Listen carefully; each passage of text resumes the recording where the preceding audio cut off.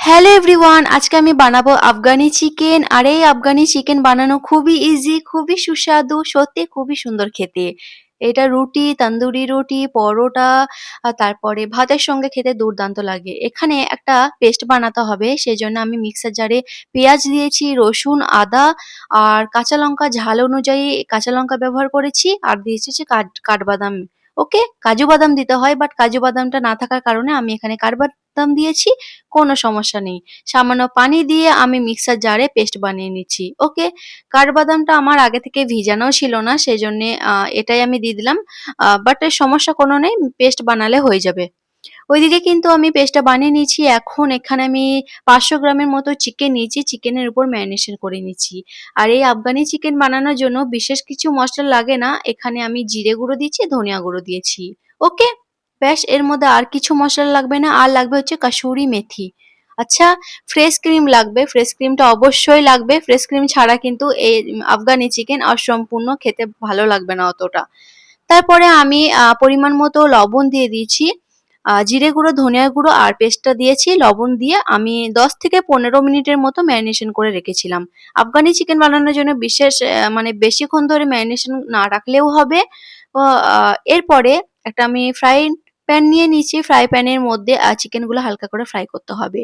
Afghani chicken বানানোর জন্য butter বা ঘি ব্যবহার করবেন, তাহলে স্বাদটা বেশি ভালো লাগে। আমি এখানে বাটার ছিল না বলে আমি ঘি দিয়েছি। তারপরে চিকেনগুলোকে ঝেড়ে ঝেড়ে ফ্রাই করতে দিয়েছি। ওকে? চিকেনের মধ্যে যে গ্রেভিটা আছে ম্যারিনেশনের, সেই গ্রেভিটাই আবার আ মানে কষবো, একটু কষাতে হবে গ্রেভিটা, তারপরে এই গ্রেভিটাতেই কাজে লাগবে। দেখতেই পেলেন অনেকটা পরিমাণে গ্রেভি আছে ম্যারিনেশনের, সেই গ্রেভিটা আমি এদিকে একটা কড়াইয়ের মধ্যে মসলা বানিয়ে নিচ্ছি। আর ওইদিকে চিকেনটা ২ থেকে ৩ বার উল্টে-পাল্টে করে ফ্রাই করে নিচ্ছি। অল্প পরিমাণে ঘি দিয়েছিলাম বলে হালকা করে লেগে যাচ্ছিল। বাট কোনো সমস্যা নেই, এতেই অনেক স্বাদ হয়।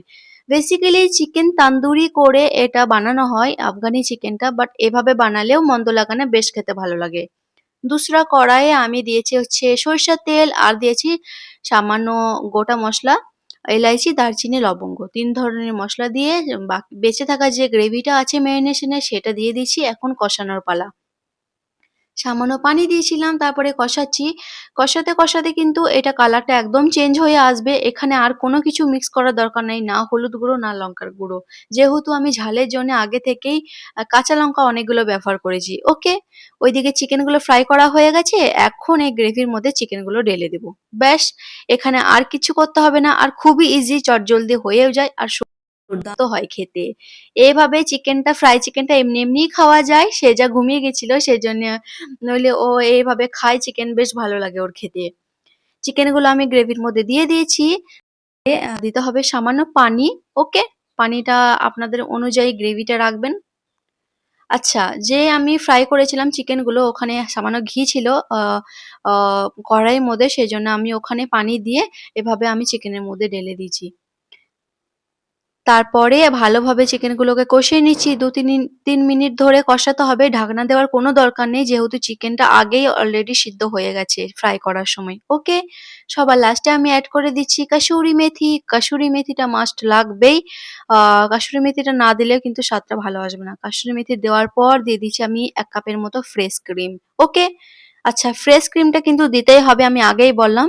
আর এই চিকেনটা সত্যি বলছি একদম রেস্টুরেন্টের মতো স্বাদ হয়। সবার লাস্টে আমি একবার ঢাকনা দিয়েছি লো ফ্লেমে, ২ থেকে ৩ মিনিটের মতো ফুটিয়ে নিয়েছি। ফাইনাল রেজাল্ট আমার একদম রেডি হয়ে গেছে চিকেন আফগানি। আপনারা ট্রাই করবেন, খেতে কিন্তু দারুণ লাগবে। এই তো দেখতেই পেলেন কত সুন্দর একটা কালার এসেছে। এই ছিল আজকের মতো recipe. Okay, bye, take care, আল্লাহ হাফিজ।